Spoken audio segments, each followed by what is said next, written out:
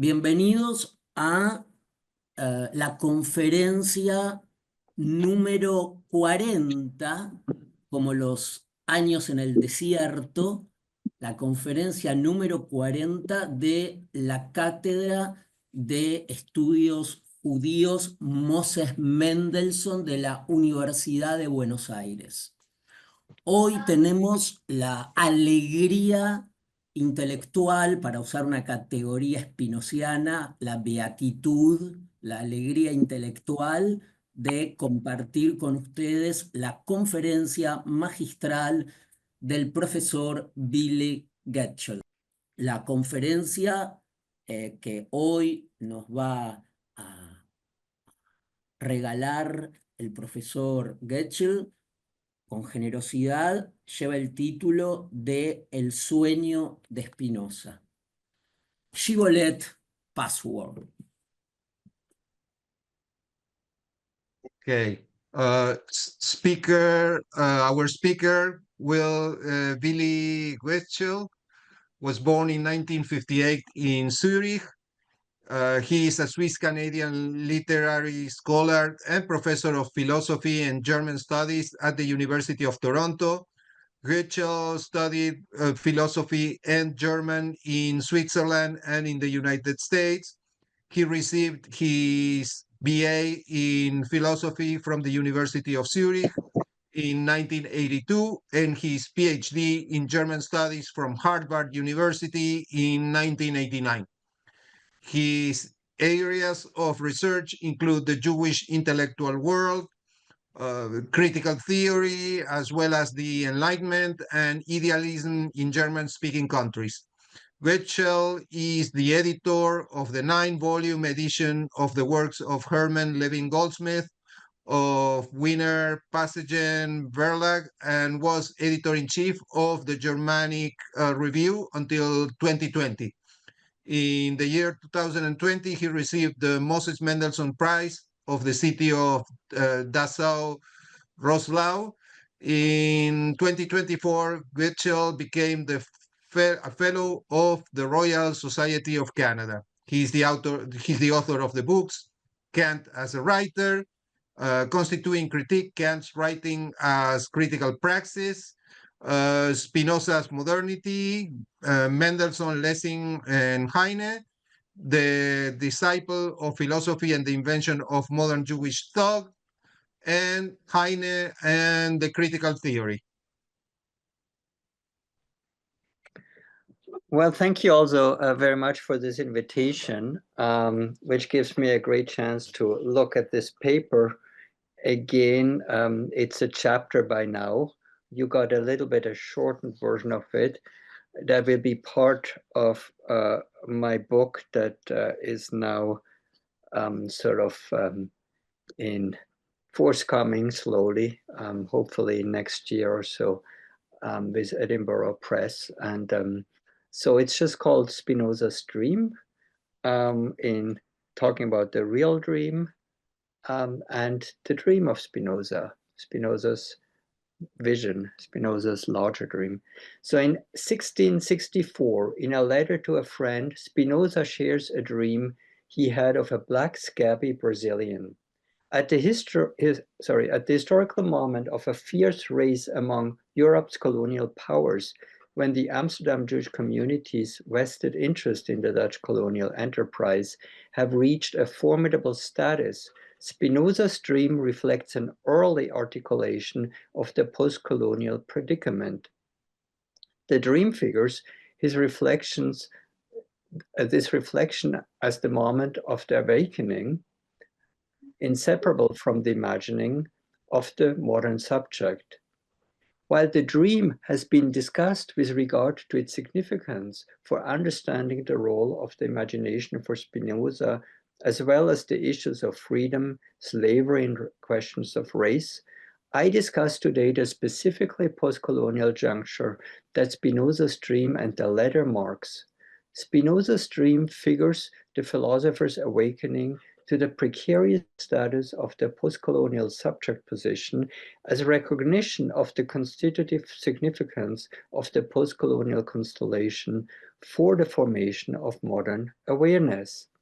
And it does in addressing the way difference, and as a result, the thinking subject's identity arise in conjunction in the process of awakening, where affect and cognition irreducibly interweave.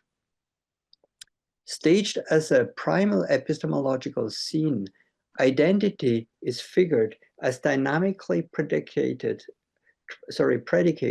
through a difference that is epistemologically negotiated, but existentially significant.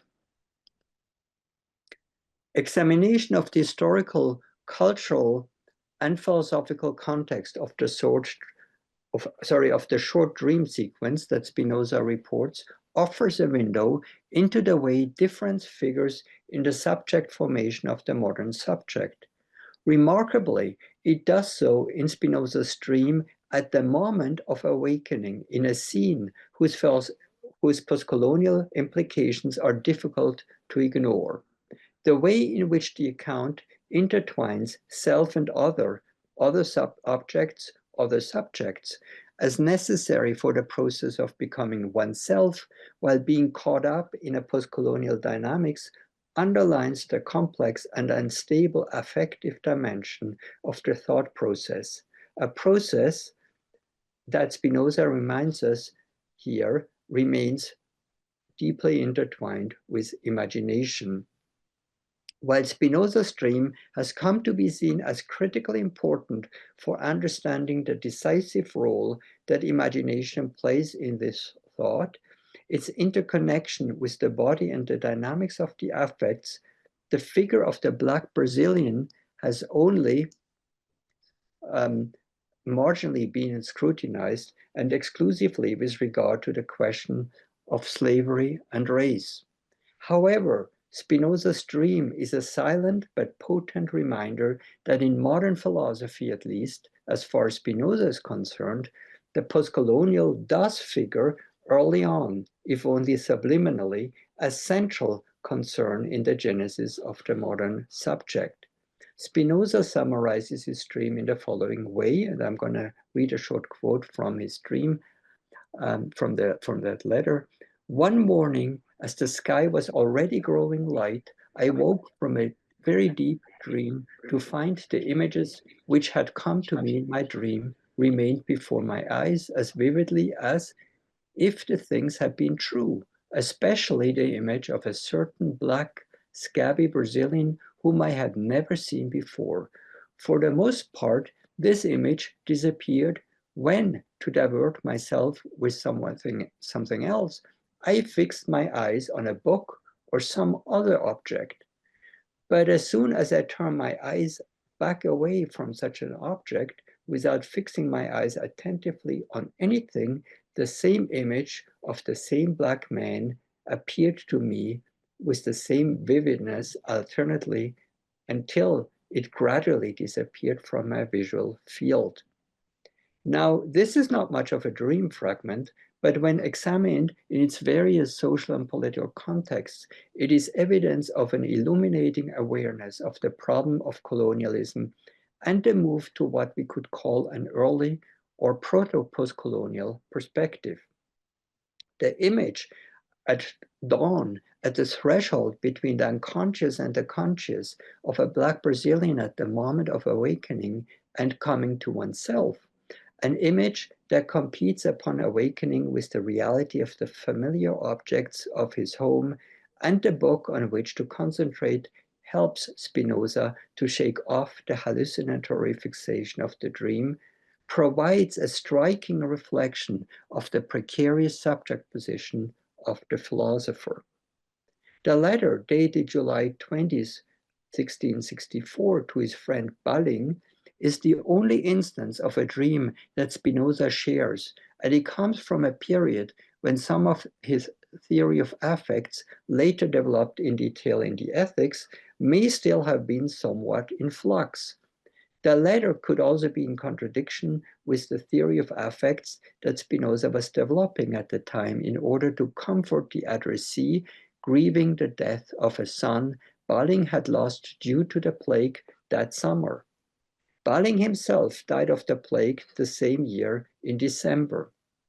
Peter Balling, a Mennonite friend and Spinoza's contact with a circle of friends in Amsterdam that just had begun to congregate to read and discuss his philosophy, had shared with Spinoza his thoughts that the dream may have presaged the imminent loss of his son. In response, Spinoza shared a dream of his own and then comments on both dreams, suggesting that while his friend's dream indeed may be considered as an omen of what was to come, Spinoza's dream was not. In his letter, Spinoza takes great care to make clear that an omen is not an objective sign of a future thing, but the expression of a person's disposition towards an expectation. A dream, in other words, Spinoza argues, does not reflect an objective reality, but is the expression of a person's inner state of being, that is, that person's dynamic of affects at play. Spinoza's discussion also offers a way to explore his own dream, motivated by the conflict between the desire to comfort his friend and to account for his own dream. Spinoza doesn't only seek to clarify the function and significance we ascribe to dreams, but complicates the issue with the discussion of his own example of a dream. He thus recovers a meaning of dreams that interestingly exceeds that of serving as an omen of future events. The reader might wonder exactly what kind of explanatory function his sharing of the dream with his friend was supposed to have. But the inconclusive reasoning with regard to the pairing of these two dreams might be a symptom of Spinoza's critical effort at working through the meaning of his own dream fragment as a part of his answer to the question of how his friend's dream may have served as omen. If not announcing future events, there may be an expression of the current affective state of the dreamer. As the dreamer recalls a particular dream fragment, Spinoza's discussion serves both as an attempt at analysis and an exploration by way of indirection. After all, as products of the imagination, dreams were not entirely meaningless for Spinoza. As products of the body and/or mind, dreams, like other mental images, were not just arbitrary episodes, but indicative of the interplay of the affective dynamics that produce them. Before we engage in a discussion of the dream episode, reviewing some historical background will help situate the dream in its historical context and highlight the various aspects the dream fragment evokes. Excommunicated in 1656 at the age of 24, Spinoza had been forced to leave the Amsterdam Jewish community and give up his interest in the family business, an import-export company that traded in overseas goods from the colonies. In 1664, at the age of 32, Spinoza resided in the small town of Voorburg near The Hague. He had moved there a year earlier, in late 1663, from Rijnsburg, where he had lived since 1661, when, due to the pressure of the Amsterdam community, the Amsterdam Jewish community, the city's magistrate had forced him to leave the city. At the local level, the years 1663 and 1664 made it painfully clear that early modern forms of globalization came with the steep costs as the city of Amsterdam witnessed an outbreak of the bubonic plague. The epidemic, reminiscent of the medieval Black Death epidemics of mid-14th century, caused the death of a significant part of the population.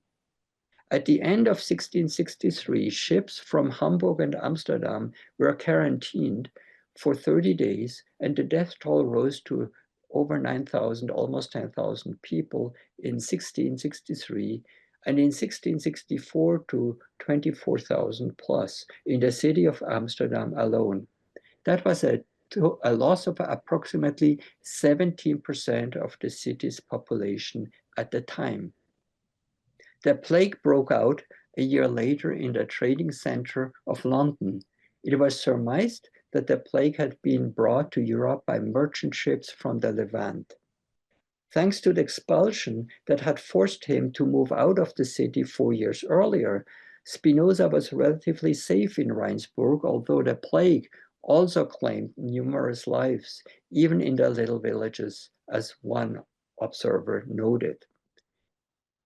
Long before the plague arrived in the Netherlands in 1663, the presence of Black people in art and in person had made an impression in Dutch society. The Dutch India Company, founded 1603, and the Dutch West India Company, founded 1612, were involved in the slave trade from the coast of Africa that would last until the early 19th century.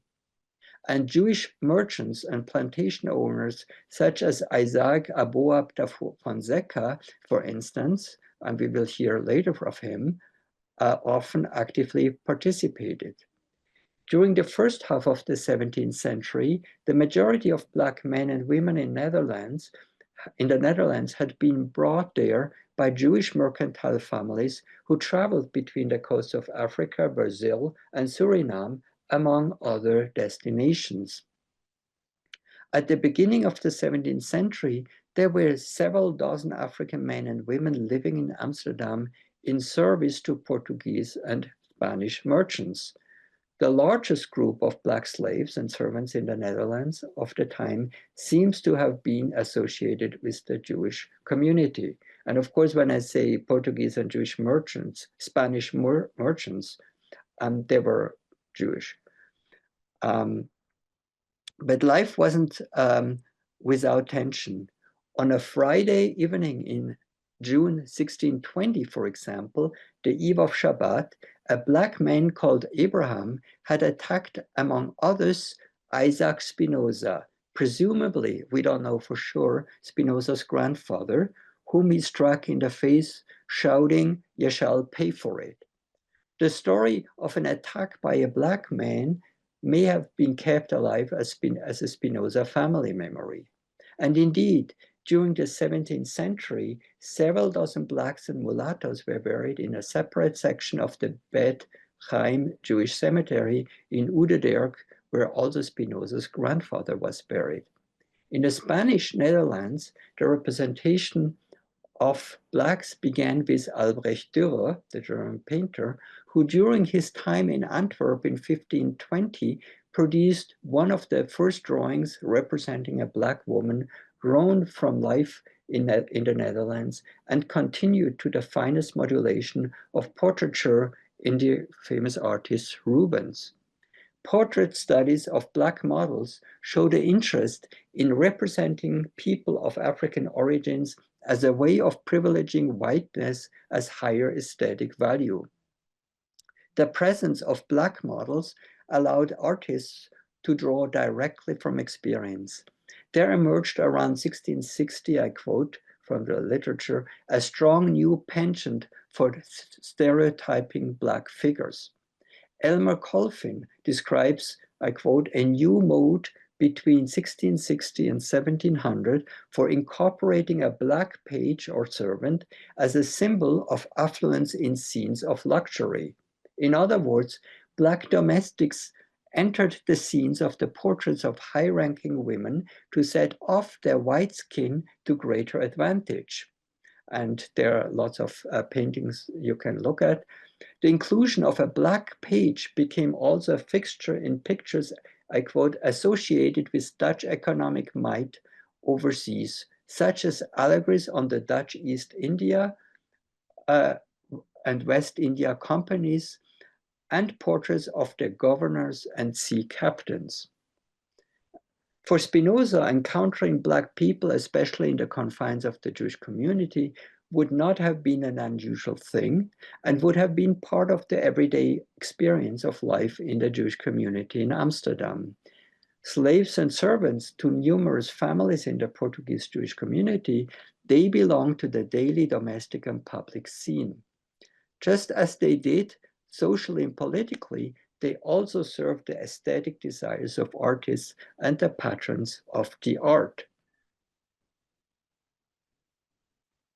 The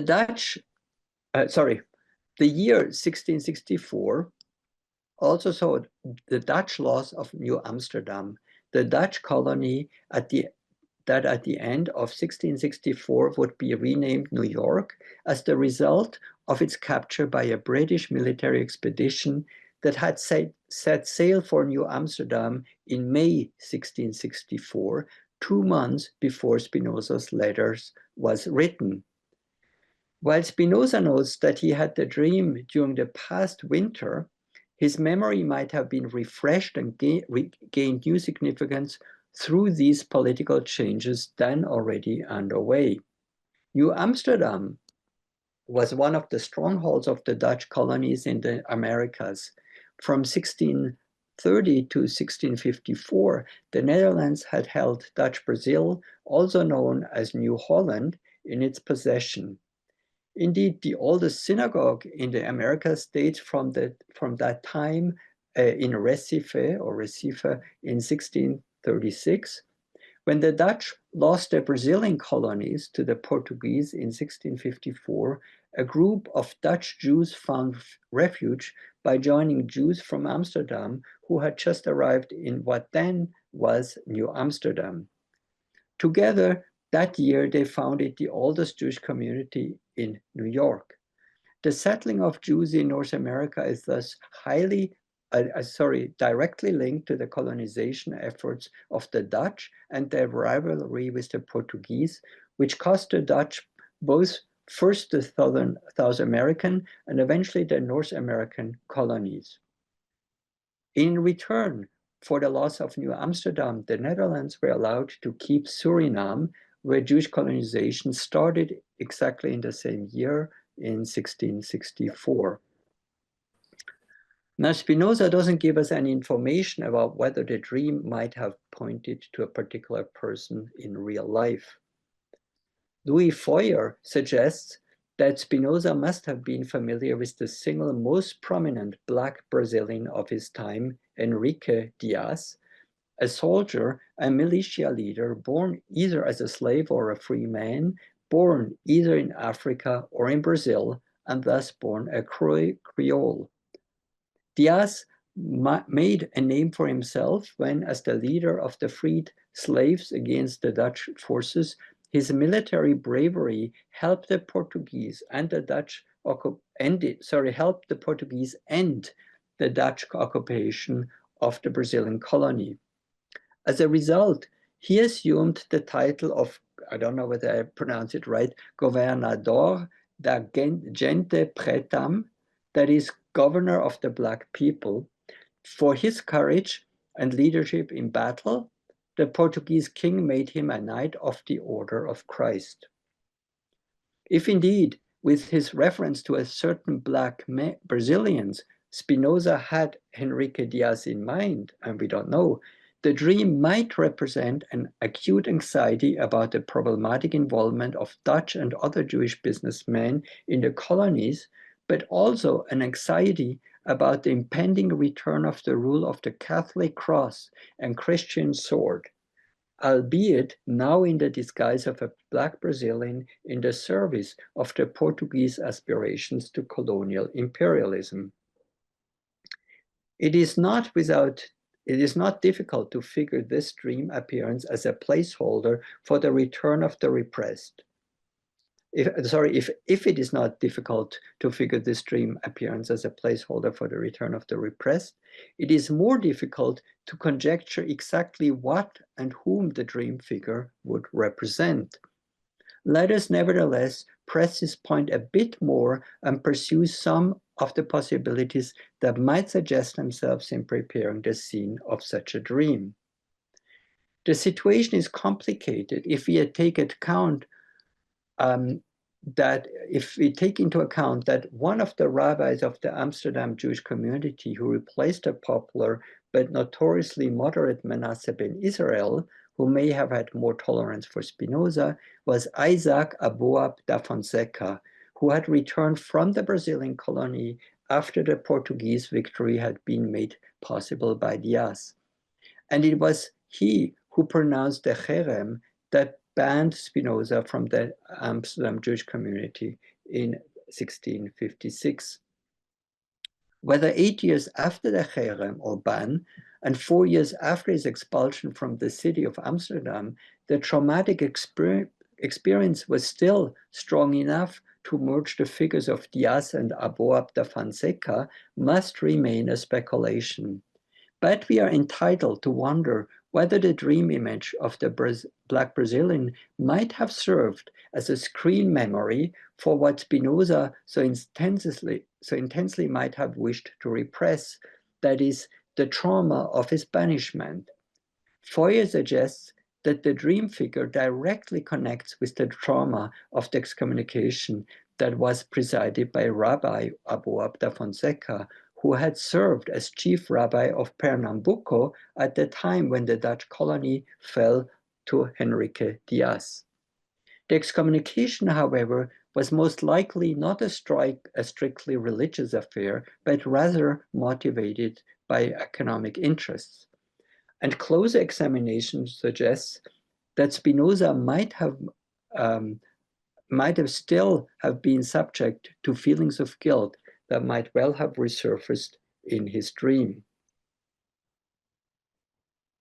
Whether we view the dream as harbinger of freedom or of renewed repression, that is, whether we view the Black African Brazilian ushering in the end of Dutch colonialism, or simply signifying the force that would restore the merciless grip of colonialism and thus the terrifying rule of the Portuguese cross, seems of little import given the deeper underlying ambivalence that the haunting dream image brings to the surface. While in Spinoza's account, the dream image remains strangely underdetermined with regard to communicating any effective charge, the description of the scabby nature of the Black Brazilian suggests some subliminal emotional charge. The curious aloofness makes it uncertain whether the imagined dream figure is to be seen as the bearer of the promise of liberation and equality, or a disquieting sign warning of the perils of the resurgence of the old regime that his family had once escaped. That is, whether it might figure as an emphatically literal figuration of the return of the repressed, therefore must remain an open question. But whatever the answer, the intensity of the effective charge, otherwise so artfully kept at bay, is undeniable, as Spinoza stages the power of its hallucinatory force that would only gradually subside, and tellingly enough, not until a book or another object would offer him respite.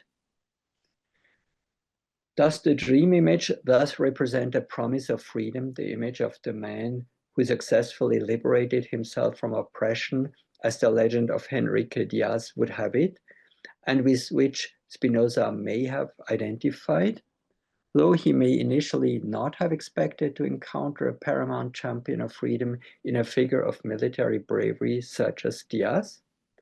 Or does this dream figure, to the contrary, represent the very persecution from which Spinoza's family had escaped, and of which he finds himself reminded one winter morning?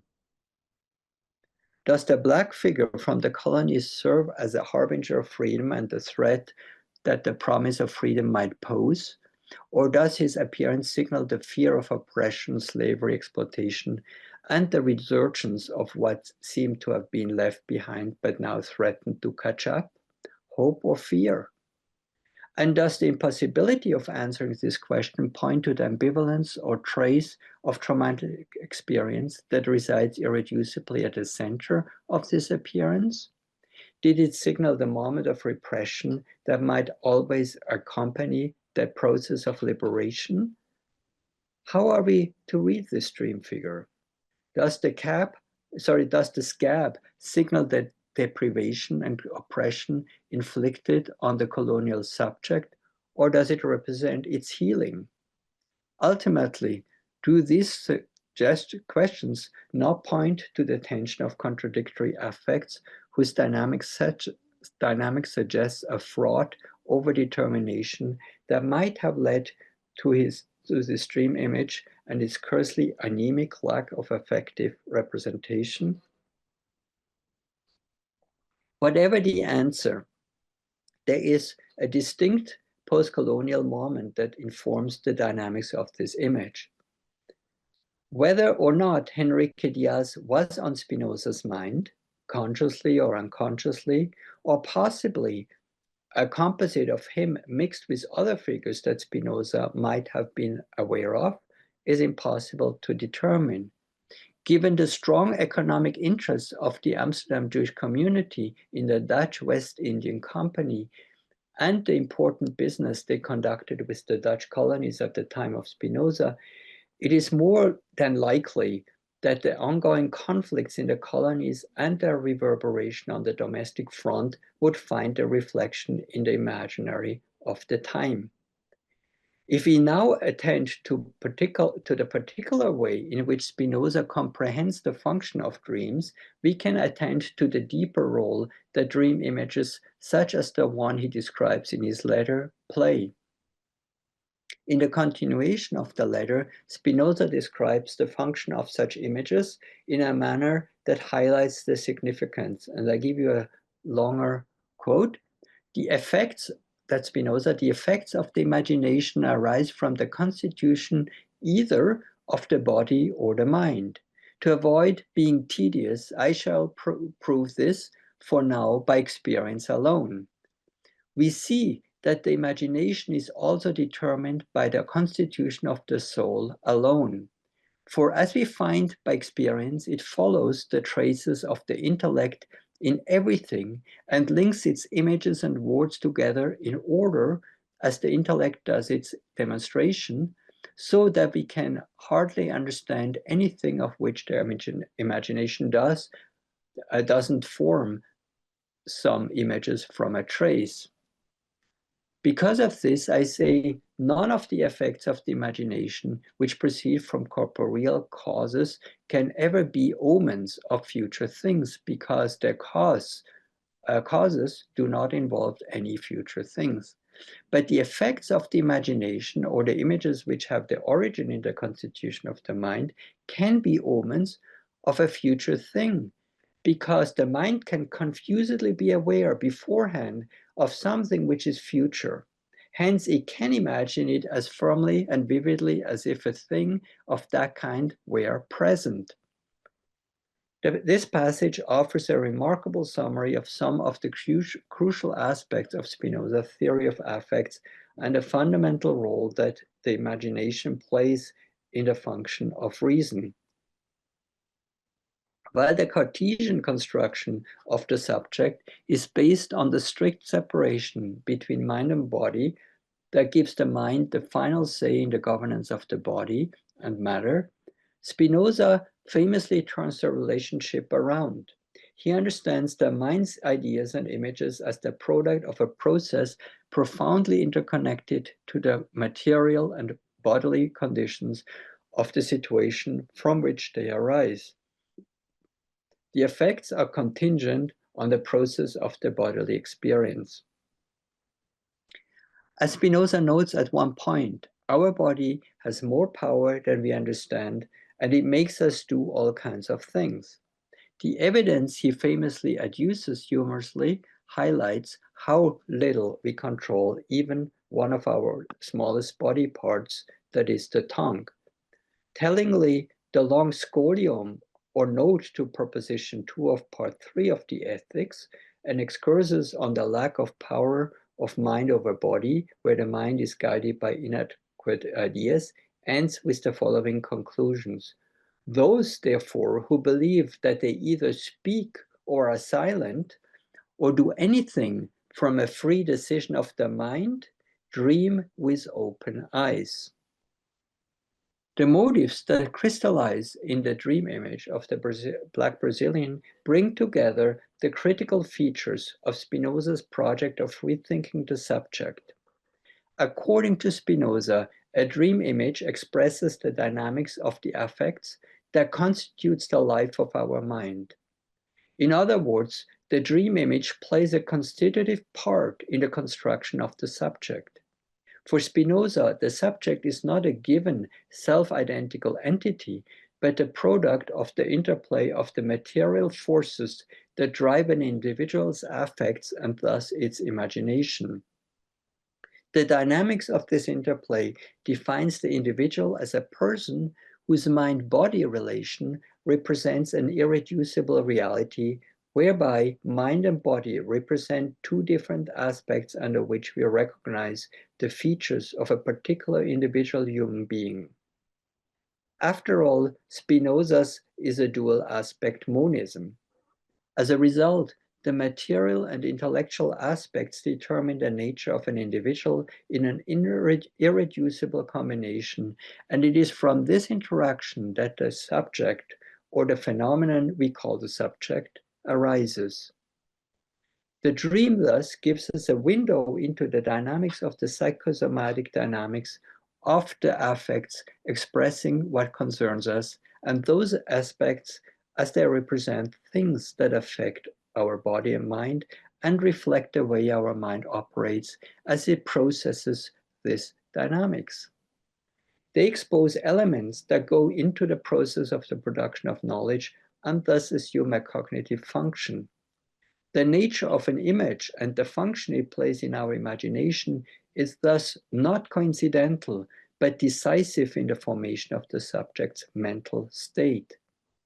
But what is important is that Spinoza holds here that imagination plays a constitutive role in the construction of the mind, and that its images and fantasies, conscious or not, inform the subject formation of the individual. But there is more to it. According to Spinoza, the subject constitutes itself not independently of other subjects, but its constitution is the result of a complex interdependence with others. Etienne Balibar called this aspect of Spinoza's view transindividuality, to capture the foundational moment that interdependence plays in the constitution of individuals. Besides the fundamental role of imagination and the affects as a constitutive force that conditions human subjectivity, there is thus also an additional moment through which an individual becomes who it is based on the interaction with others. Part of the force of the dream fragment it exerts on Spinoza is that it continues to grip him after he wakes up, extending its power well into the moment of awakening. This transindividual intercourse, as Balibar calls it, that in Spinoza's dream image of the Black Brazilian crystallizes in symptomatic manner as a response to the conflicted situation the dream reflects, is always both real and imaginary. And for Spinoza, the imaginary has its own reality as imagination represents a constitutive part in the process of the production of knowledge. As Moira Gatens and Genevieve Lloyd note in their discussion of Balibar's notion of transindividuality, I quote, "Self-consciousness is inseparable from desire, joy and sadness, fear and hope. Here, the constitution of individuality and the constitution of the imagining of the multitude are one and the same process." But that doesn't make it easier. Spinoza dreams of a Black Brazilian, an African from Brazil. The Latin word Spinoza uses here is Ethiops, an Ethiopian, can also just mean a Black person or an African in Latin. But his letter doesn't leave us any hint whether this carries any positive or negative charge, or whether it is more likely a profoundly mixed affect that caused the dream and hallucinatory after effect, respectively, whether it evoked any one particular affect. Given the overdetermined character of the dream appearance, one might rather suspect a number of affects of likely conflicting nature. The absence of any information that amounts to a peculiar degree of silence suggests the multi-layered nature of the complex of affects it might have produced. But what transpires is that the dream image reflects an intensified dynamics of the play of the affects, potent enough to transfix the dreamer beyond the stage of sleep and exercise a hold over him into the waking world. What remains of the dream at the moment of awakening is the recognition that while the dream may be no omen but purely imaginary, its imaginary function turns out to be a constitutive part of the dynamics of the affects that drives both body and mind. As such, Spinoza's dream serves as evidence of the philosopher's self-awareness that his body and mind produce images that capture his mind, but that reason is yet fully to comprehend in its meaning. Evidence that the body and mind can do more than we might understand, Spinoza recognizes the dream as a phenomenon that we are yet fully to grasp.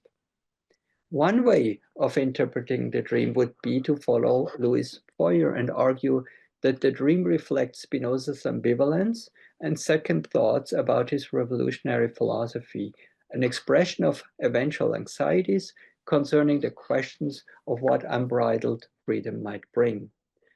Such an interpretation, however, relies on a reductionist approach to Freud, but it also seems to sit uneasily with regard to the thrust of Spinoza's philosophical project as a whole.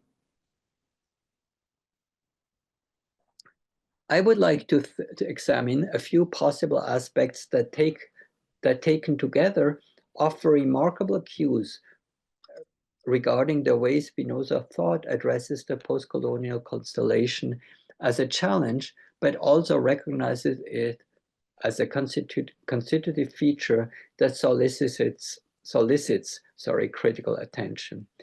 The dream fragment's hallucinatory hold indicates the profound role that the post-colonial moment plays in the formation of the modern subject, as the Black Brazilian embodies the defeat of the Dutch colonial rule in Brazil and the co-option of the indigenous liberation forces by the Portuguese colonial power.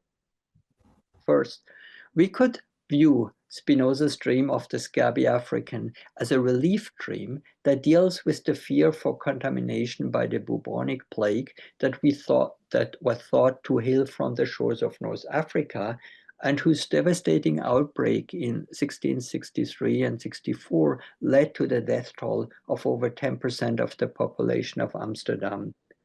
Having moved in 1660 to Rheinsberg, Spinoza could feel relieved and safe from the imminent danger, and even possibly experience some compensatory satisfaction that his expulsion from Amsterdam's thriving intellectual circles had turned, after all, into an unexpected blessing. Alternatively, the Black Brazilian could also stand for Spinoza's own fear of continued persecution by the Amsterdam Jewish community and its more extremist exponents, such as Rabbi Isaac Aboab da Fonseca, who, as one of the former settlers in the Dutch colony of Brazil, had himself been associated with the Dutch colonialist enterprise and the slave trade.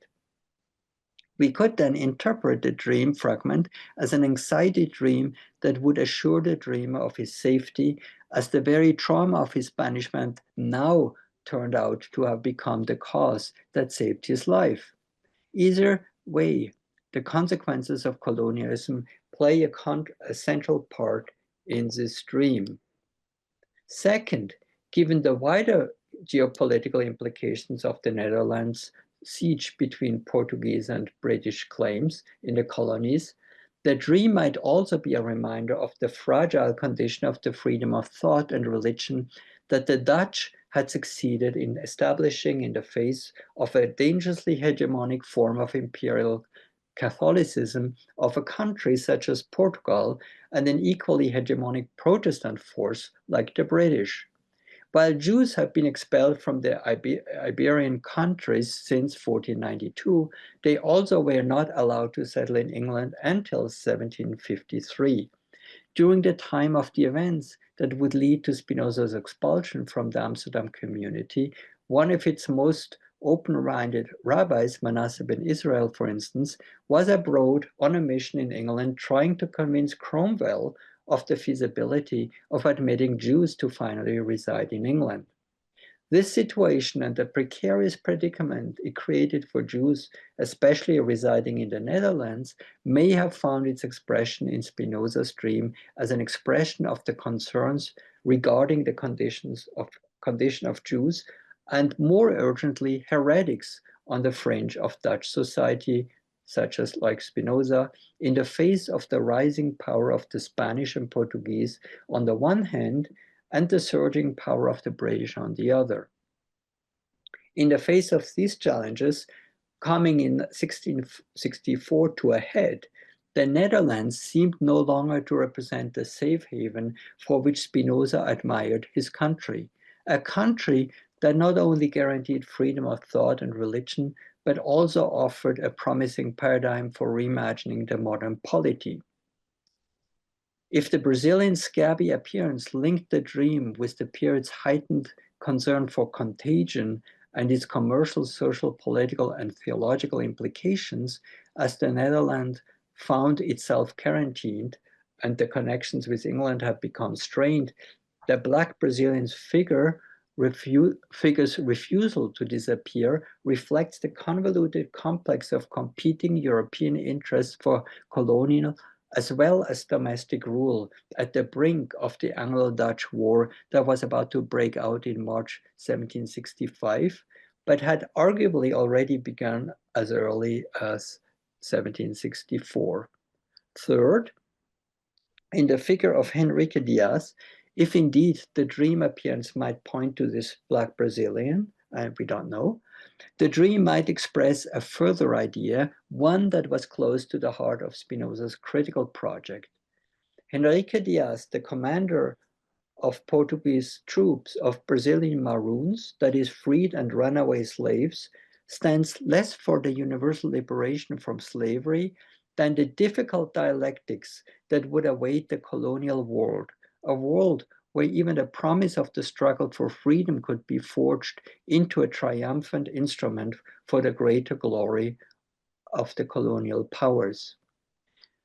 The enthusiastic support that Henrique Diaz enjoyed from the hands of the Portuguese who deployed his troops to secure Portuguese interests in the colonies in the New World, as well as in Africa, exemplified to what degree even the subjects of the colonies could become the fiercest and most effective instruments of a colonial imperialism they had escaped only to submit themselves freely, quote unquote, and more insidiously to its hegemony.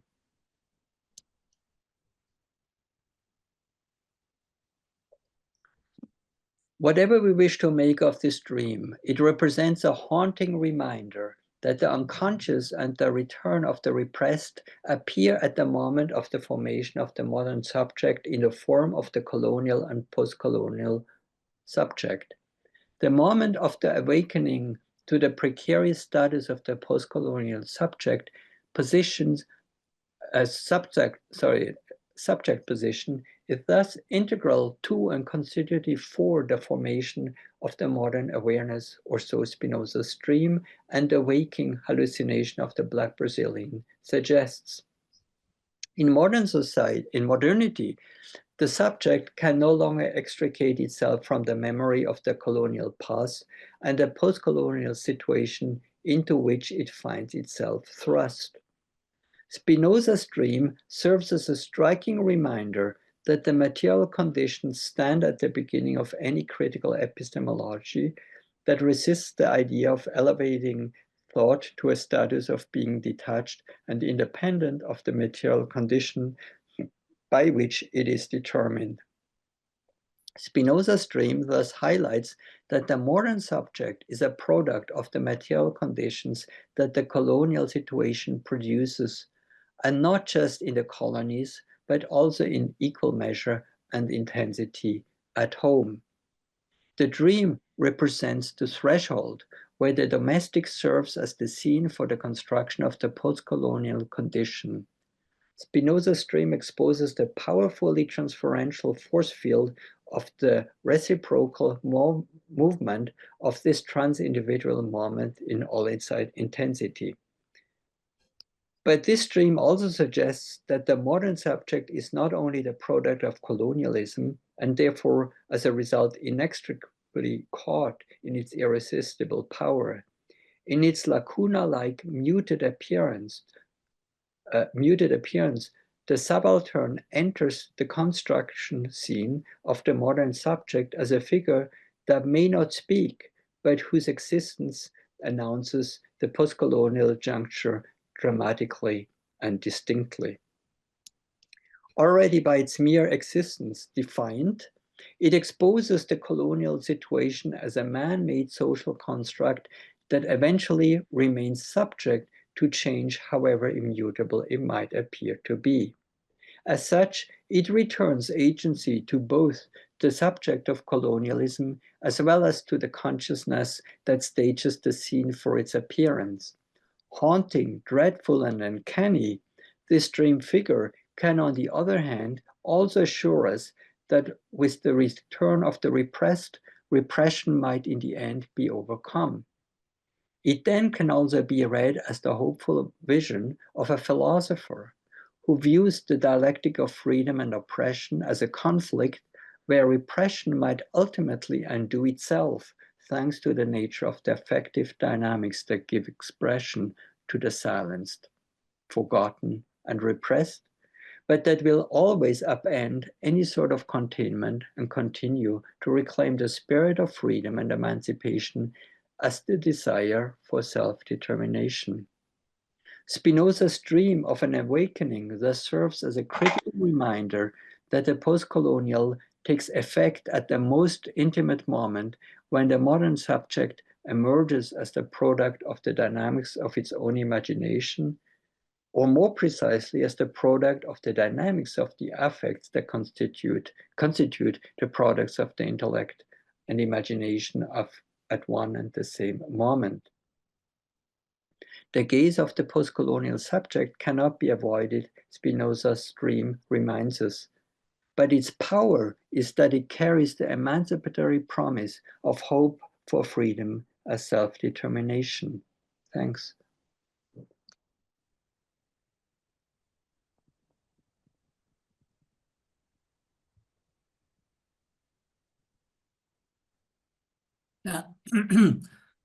The Spanish language is more baroque.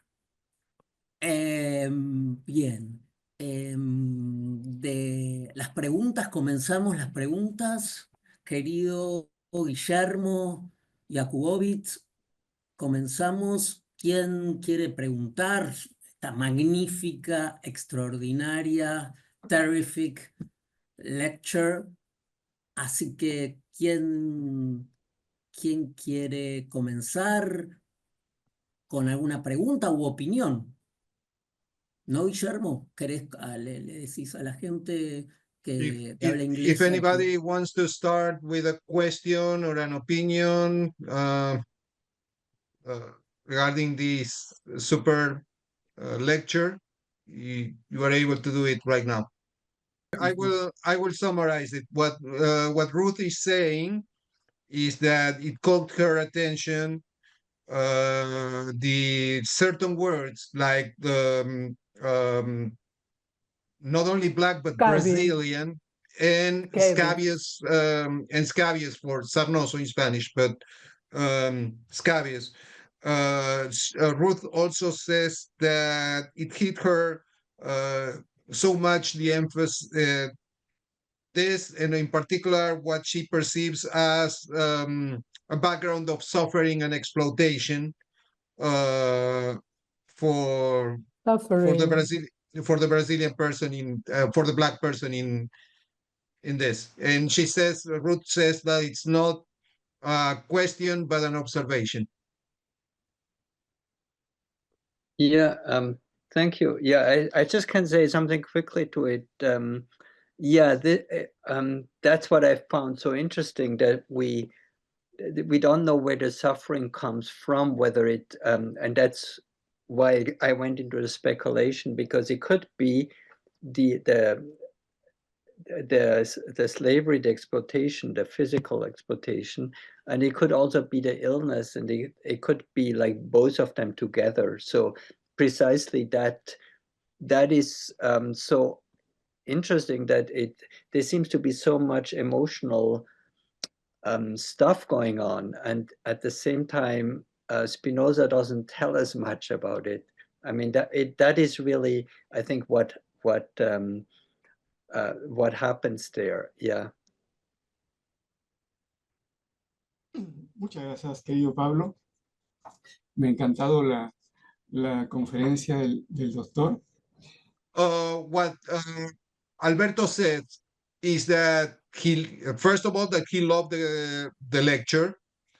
He thanks you, Professor Willi. And then he says that in the context of the life of Spinoza, there are three aspects that he was thinking of after the lecture that you gave. The first one is his generosity toward the feelings of others. That it's very notable in this in this letter and what happened. The second is the herem, the curse that Spinoza received, and the impact on himself, because he was accused or being called in the harem of being mangy, which is the term, and sarnoso in Spanish. So the third part, so in some of those dreams, later revised with some psychoanalysts, they realized that even not being them Nazis, because they were Jews, there were some signs of liberation, liberación, things that may sound more like a Gestapo, as something dreamed by someone from the Gestapo, not necessarily by a Jew. So related to that, a dream that a patient of Freud, actually not the patient was the nephew of a woman who was supposed to take care of the child, but she confessed to Freud that she had a dream where the cradle, the crib of the of her nephew was burned down, and Freud told her not to be worried, that wasn't mean that she was a bad person. It only meant that the meaning was that she was looking for get rid of the whole situation of taking care of the of her nephew, so she can be left alone with her lover. So bringing all those three things together, that Alberto has mentioned, the curse to Spinoza, the dream that the dreams of Jews that sound guilty, and the first one I try to remember what was the generosity. Yeah. Yeah, the affection for and kindness for, yeah. So all these three things together, maybe this whole thing, Spinoza maybe was bringing images of colonialism, etc., but not necessarily because he was concerned with that or on behalf of colonialism, but only to get some images to make an analogy for his dear friend to make him feel less guilty about the death of his own son and the situation he was going through. Ujú. Le damos la palabra entonces. Gracias, Guillermo querido. Yeah. Yeah. That is probably right. What you're saying, like what I'm very interested in is that despite of whatever the dream may have, like what the function of the dream was, at the same time, the colonialist imagery, whether he wants it or not, is registered and becomes sort of reflected as a part of the formation of the modern subject. So I think that is what I appreciate what you said. The first point I thought was very interesting, that indeed, I mean, that's what I liked about looking at the dream, and nobody in the literature has said anything about it. There's a big debate, was Spinoza a nice person or not? And this dream is really touching because the way it deals with the question of the omen, guilt, all of that, and how and the reciprocity of sharing his own dream, I think, which is always like something special. So thank you. Yeah. Le damos la palabra Pablo. a Susana, después a Nelson Gottlieb y después a Héctor Yankelevich. So I hope I get this right, Susana. What Susana is saying, first of all, thank you for the invitation, and the lecture was great. She feels like the dream was important for what happened to the grandfather. And ¿puedes repetir, Susana, una vez más lo que le pasó al abuelo? Porque La relación, ¿no? because of the relationship.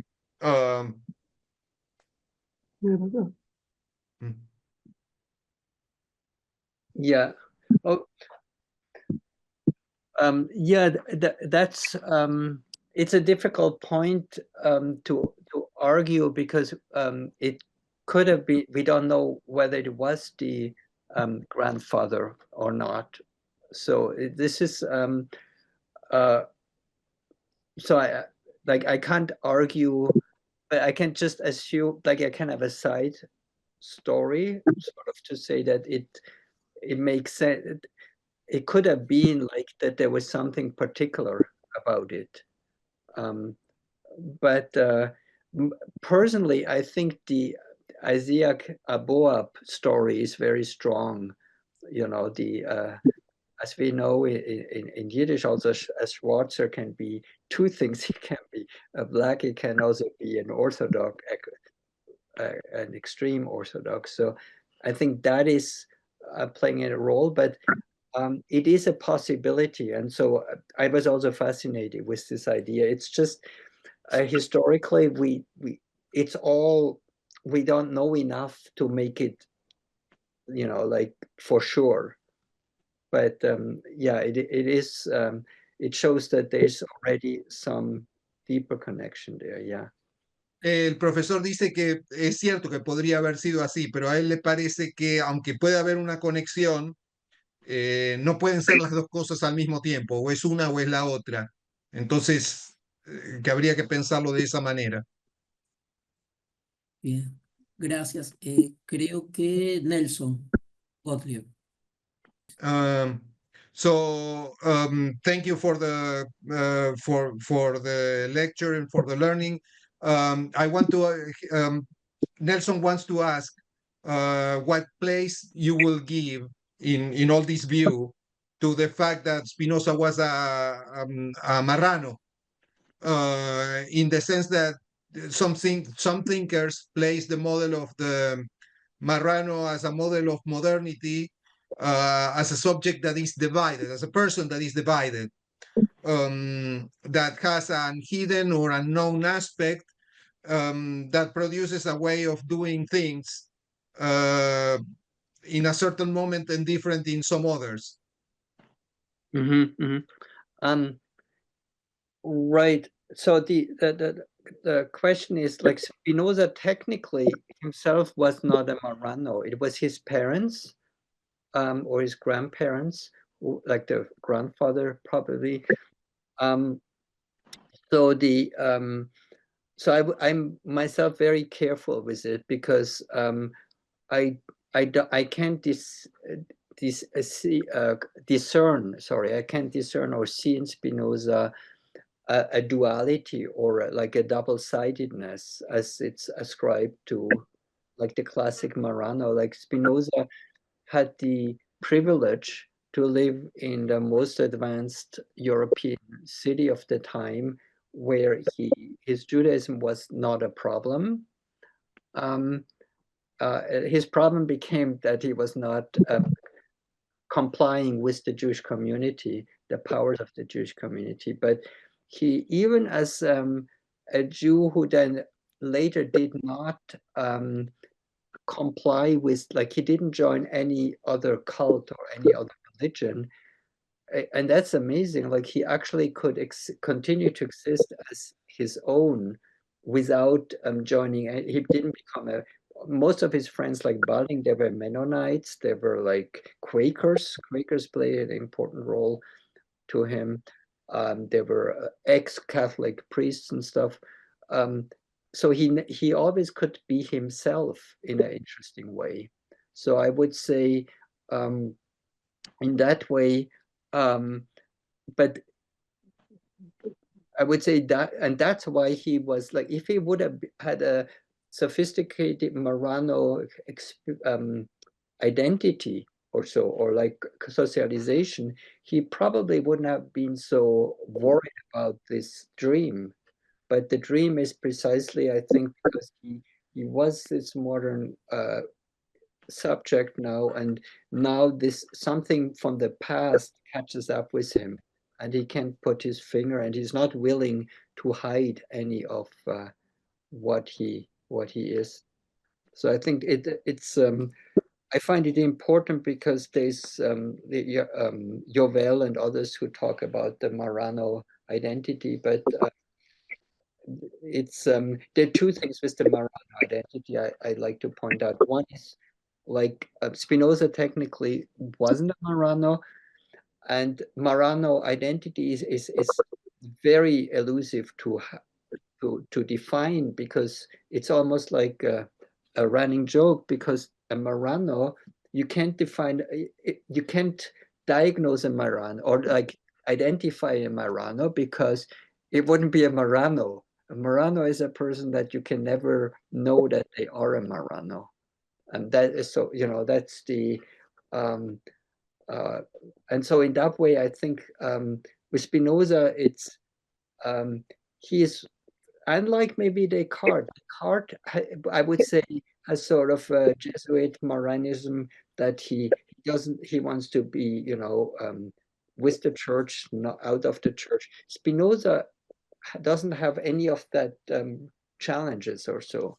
He just wants to be himself. And so I think the dream, in that way, that's why it's, I think, so urgent, because the dream seems to be something from the past that he doesn't, that he's not, like, he can't entertain a split consciousness or something. Like, that is very much against the ethos of Spinoza. Like, he's so far, like we are trained still, like, to split the body from the mind. We still, but Spinoza is not willing to even do that. For him, there's like it's a one thing, like we can't do it. Yeah. But I think it's an interesting question, because because there's a lot in Spinoza literature that argues about Spinoza being a Marano, and I'm sort of like trying to push back on that. Professor, I will try to summarize, and maybe I ask you for a few. I didn't want to interrupt you, okay? Voy a empezar por el final, pero un poquito, o sea, voy a sumarizar la respuesta. El profesor cree que no es él disiente con la idea de marranismo como algo relevante en Spinoza por varios motivos. En primer lugar, que él definitivamente no era marrano, tal vez lo eran sus padres o más posiblemente sus abuelos. Que él, al contrario, en su filosofía se reflejan demasiadas cosas que prueban que el marranismo no era propio de él, a saber, por ejemplo, el hecho de su relación con respecto a la comunidad judía y con respecto a su judaísmo, donde se podía dar esos lujos de disentir y al punto de llegar a ser excomulgado. Eso no podía pasar en un contexto de marranismo o de mentalidad marrana. Eso por un lado. No deja de ser interesante la pregunta porque ayuda a definir un poco, a encauzar la filosofía spinoziana relacionada con el tema de esta conferencia. Spinoza tenía muy buena relación y tuvo un gran impacto en él. A algunos amigos que estaban dejando el catolicismo, abrazando la identidad cuáquera, o, I'm sorry, Quaker, and what was the other? Mennonite. Y menonitas, cuáqueros o menonitas. Por otro lado, también el profesor dice que hay que tener mucho cuidado con el concepto de marrano, no solo porque él cree que no aplica a Spinoza, pero además el marranismo es muy difícil de definir, porque si se pudiera identificar en el marranismo en una persona, la persona no sería marrana porque tiene precisamente lo que lo define es algo oculto que no puede verse. De él. Por último, también el profesor hace hincapié en el hecho de que algo que es contrario en el marranismo a la filosofía de Spinoza, que es esa unidad de cuerpo y mente o y alma en cuanto a pensamiento y acción, que es todo lo opuesto del marranismo, que es muy difícil que además se viera marranismo en el contexto de una ciudad donde Spinoza estaba desarrollándose muy abiertamente, con mucha libertad en su filosofía, y que en ese momento era la ciudad más moderna de Europa. Gracias, Nelson. Muy interesante. Se están surgiendo cuestiones muy interesantes. Pasamos ahora, ¿les parece a Héctor? Le damos la palabra a Héctor Yankelevich y luego también al profesor Mario Caimi. Freud knew Spinoza by Goethe, and we can see that in the interpretation of dreams. There is a dream of a patient, a Freud's patient. I don't know if it was a patient or Freud himself who writes Natur hat weder Kern noch Schale. The Professor Goetschel has understood my German. Yes. The nature has no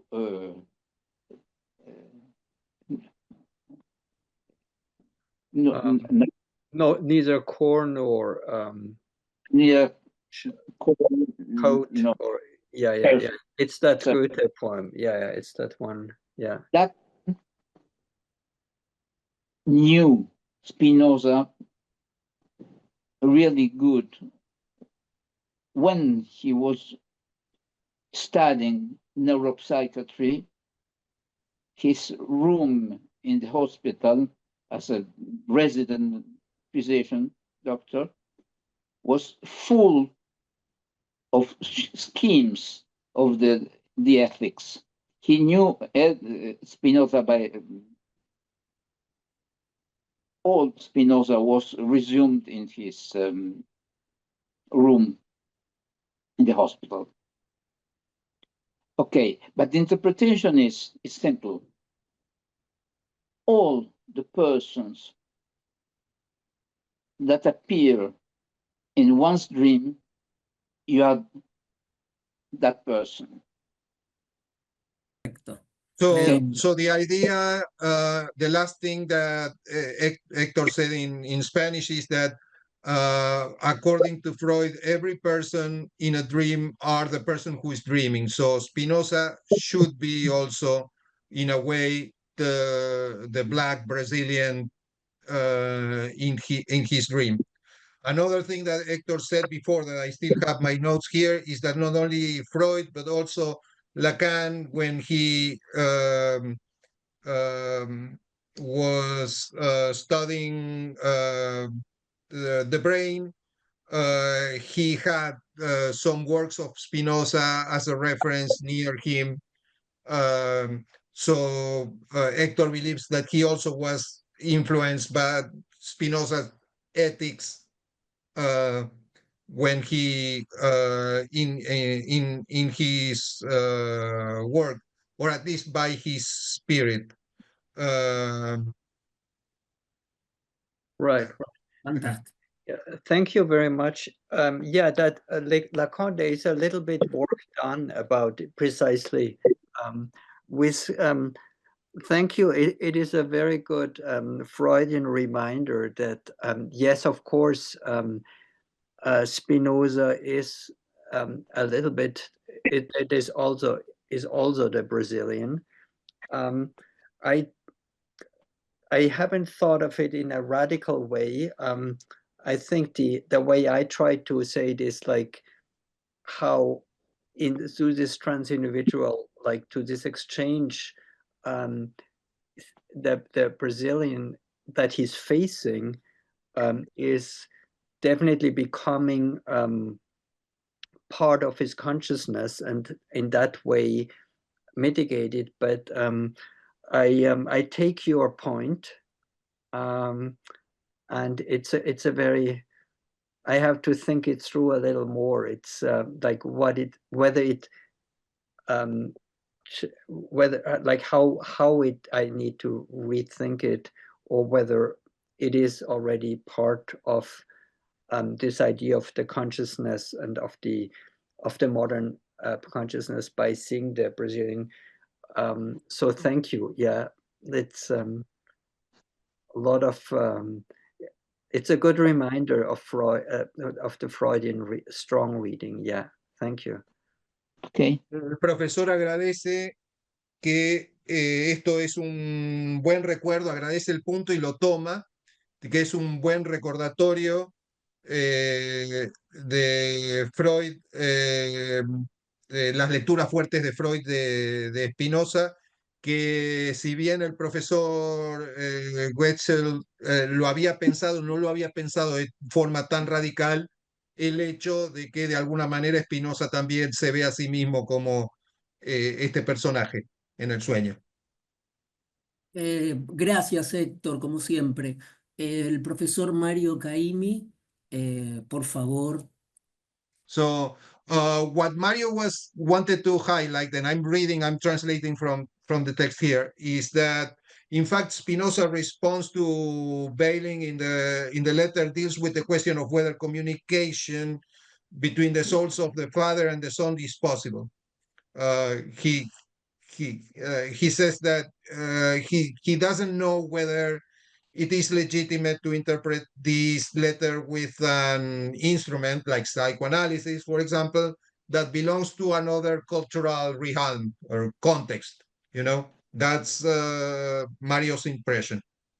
I would like to say that in Spinoza's world was the metaphysical question, if it is possible to communicate one soul or one mind with other without speaking, was a real metaphysical question which belongs to this culture instead of belonging, instead of the psychoanalytical theory, which was, of course, unknown by him.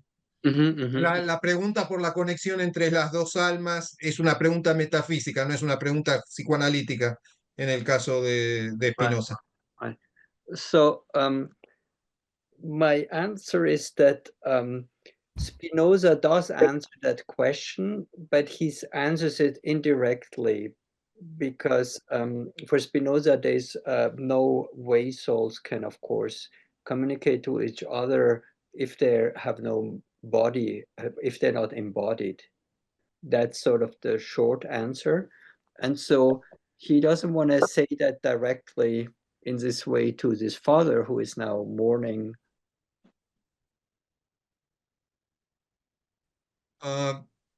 Pablo, el profesor está muteado. Oh, Pero, yeah. I don't know. Professor, sorry. I will translate if you don't mind what you said so far, Yes, so it's yes, easier yes. for me. Okay, Yes. if we do it in short blocks, it's going to be easier. Yes.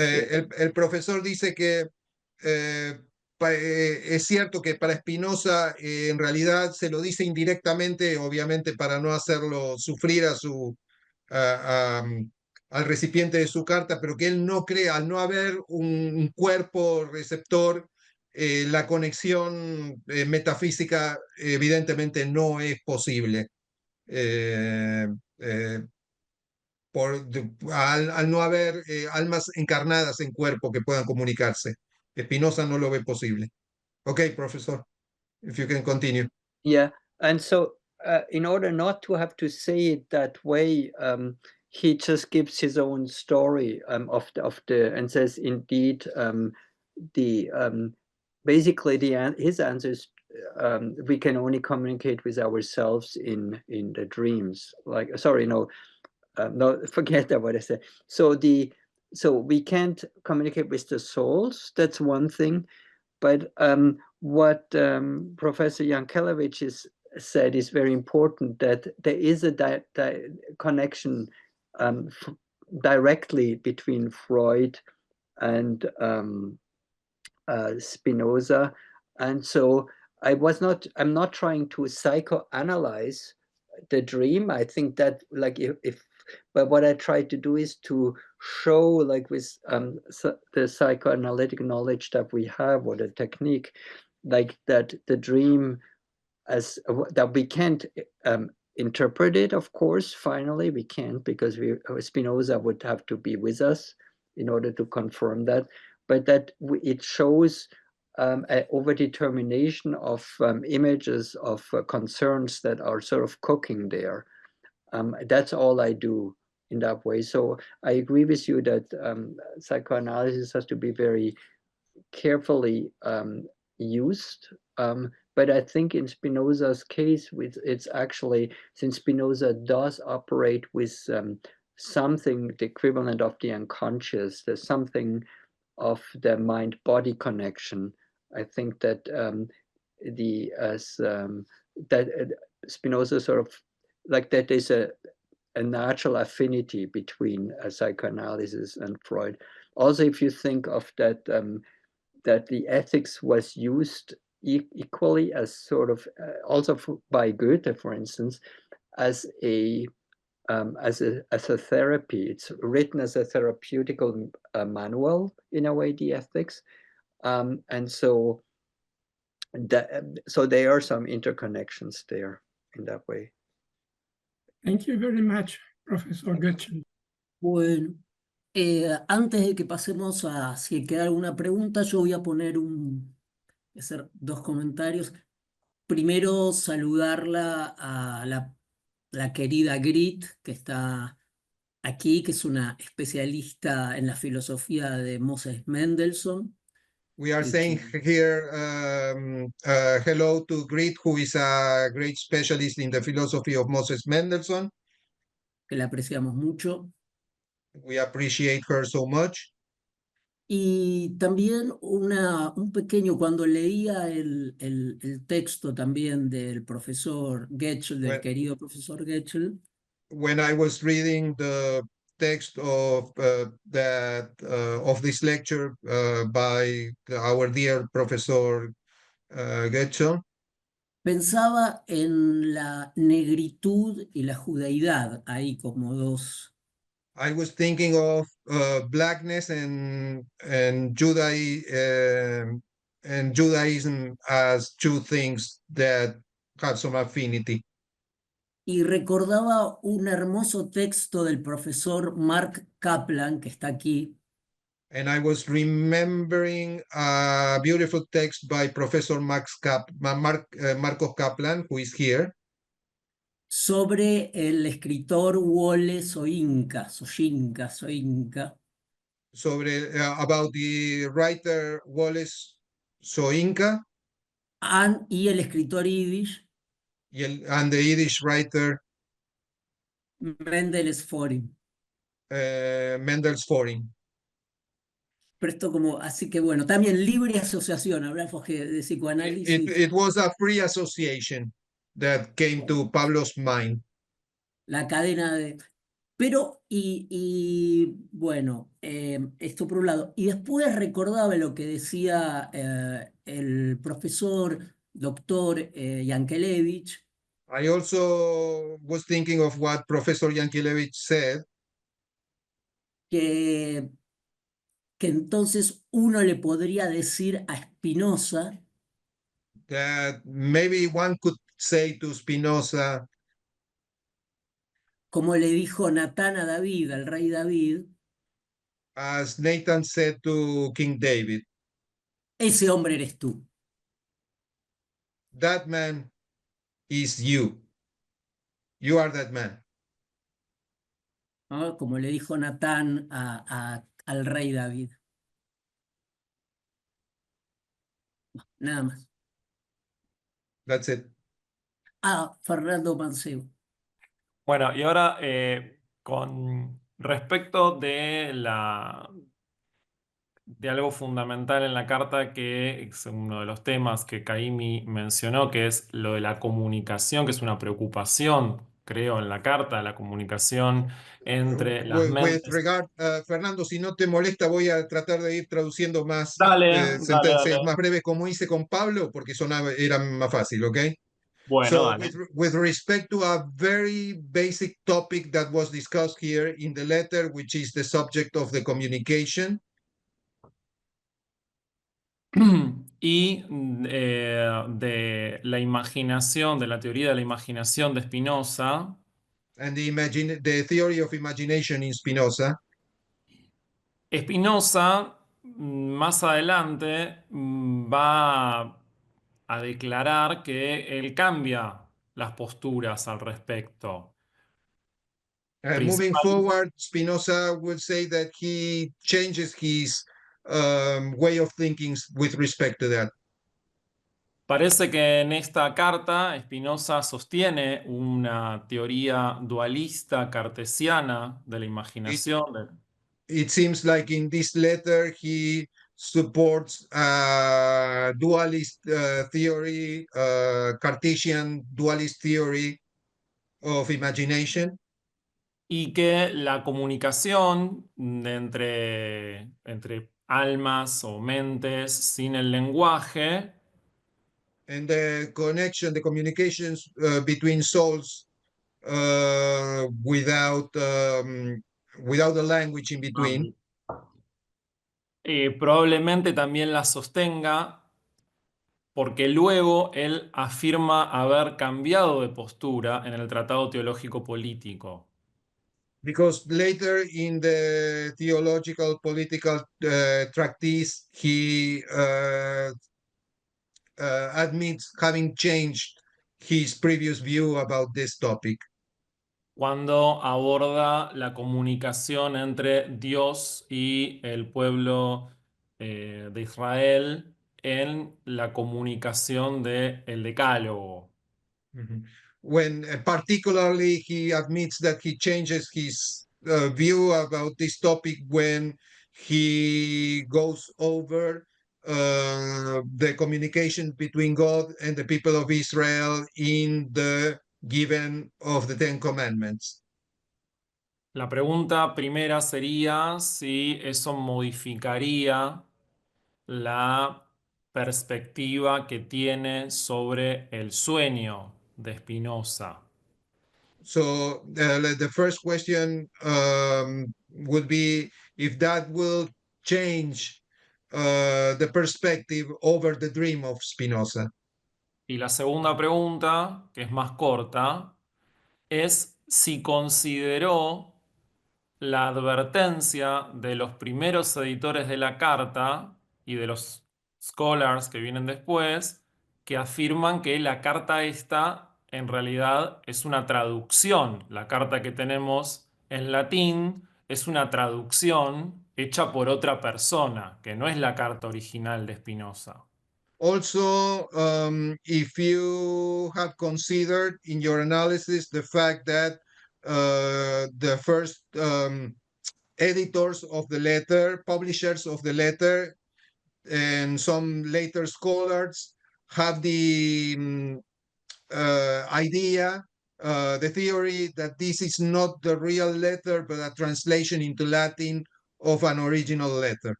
Probablemente en español. Probably more likely in Spanish. Escrita por alguien que era lector de Cervantes, como Spinoza. Written by someone who was a reader of Cervantes, like Spinoza. Para quien un problema como cualquier barroco era la distinción entre la realidad y el ser engañado, ¿no? For whom, like for any Barockian, there was a problem, a conflict in between reality and reality in disguise, and being and something that was not reality. Yeah, being deceived by something that it's not reality. Right, right. ¿Está bien hasta aquí? Así, Yeah, gracias, Fernando. thank you for this question. I think the interpretation, I try to not lean too much on the linguistic specificity of the Latin for this reason, that the letter is a translation. We don't have the original. It could have been written in, I'm not sure whether it would be Spanish or Portuguese, actually. La carta pudo haber sido efectivamente originalmente en castellano o portugués, y por eso el profesor no se mete demasiado con las particularidades del latín en la carta. So also because it's to them, it could have also been in Dutch, actually, because Balling was a translator of Spinoza, but so I think that doesn't affect the interpretation. The other question is that yes, you're right. Well, as I tried also to point out, the theory of affects in Spinoza is a little bit in flux. I don't think that we could make a strong issue that he's a Cartesian at that point. He's very early on, he's becoming an anti-Cartesian. So what I try to do is to look at what he says in the letter about dreams, but also sort of complement or supplement it with like the reconstruction of like how dreams work according to the ethics. So I try to reinterpret the dream not from the specific way that Spinoza would look at it in 1664, but also like there, and then also like with the ethics. So El profesor, por esa particularidad del flujo de su pensamiento, de su opinión, de su visión sobre este tema, es que el profesor prefiere no interpretar todo desde el punto de vista puramente desde 1664, cuando la carta estaba escrita, sino también desde el punto de vista de cuando escribió la ética. Thank you very much. Muchas gracias. Thank you. A ver si alguien quiere hacer algún otro comentario o alguna pregunta que haya quedado. Una inquietud. Bueno, vamos a tener que dedicar alguna otra emisión también para complementar esta magnífica sesión sobre Spinoza. Lo vamos a comprometer al profesor que está aquí, Joseph Davids, a que nos hable de Eilburg, del escepticismo judío, también para complementar la sesión de hoy de Spinoza. Maybe one day we will supplement this session with another one. We feel like we have the need to discuss the Jewish skepticism in the, what was the name, Pablo? ¿Cuál era el nombre que dijiste? Aylward, creo que Edward. sí. Okay, in Edinburgh. La verdad que fue una sesión maravillosa, llena de cuestiones interesantes. Podríamos estar muchas horas más hablando. We could talk for hours. It was a marvelous session with a lot of open, interesting um, uh, paths of thinking. El éxito de la charla es todo lo que suscitó. The success of this lecture, you can measure it by all the questions that came up. Así que los invito a un aplauso, dos aplausos, dos aplausos, dos aplausos. En primer lugar, por supuesto, para el profesor Willi Goetschel. Acá mostramos el libro, hasta el arma secreta. Y también al querido Guillermo, y a Guillermo también un aplauso al intérprete.